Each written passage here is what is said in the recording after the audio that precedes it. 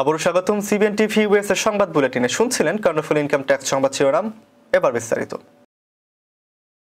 New ইয়র্কের Jackson হাইটসে সানাই restaurant ও party হলের grand opening অনুষ্ঠিত হয়েছে। শনিবার দুপুরে মিলাদ মাহফিলের মাধ্যমে রেস্টুরেন্টের উদ্বোধন করা হয়। উদ্বোধনী অনুষ্ঠানে রেস্টুরেন্টের পার্টনার রণজিৎ দেব, গোপাল সাহা, শ্রমিক রঞ্জন, ফরজানা আলম, শামসুন নাহার, রিমি সহ অন্যান্য ব্যবসায়ী, স্থানীয় লোকজন ও বাংলাদেশি কমিউনিটির বিশিষ্ট ব্যক্তিবর্গ উপস্থিত ছিলেন। নিউ ইয়র্কের বুকে বাঙালি মালিকানাধীন সানাই রেস্টুরেন্ট খাবারে বাঙালিয়ানার স্বাদ দেওয়ার অঙ্গীকার নিয়ে যাত্রা শুরু করে। বেশ কয়েকটি পদের ভর্তা আইটেম নতুন এ রেস্তোরাঁর খাবারে বিশেষত্ব নিয়ে আসবে বলে অভিমত প্রকাশ করে আগত অতিথিরা। সানাই রেস্টুরেন্টের অন্যতম পরিচালক রণজিৎ দেব বলেন, আমাদের রেস্টুরেন্টে 14 পদের ভর্তা নিয়মিত পাওয়া যাবে।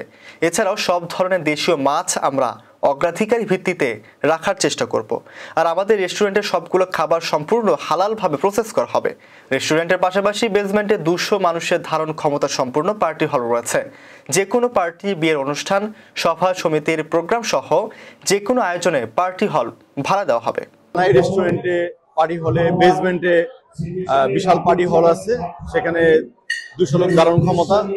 তা আমাদের এই 200 লোকের সিটিং এবং আছে, স্টেজ আছে, আমাদের সাউন্ড সিস্টেম আছে, এলইডি স্ক্রিন আছে, এগুলো সবকিছু ইনক্লুডিং।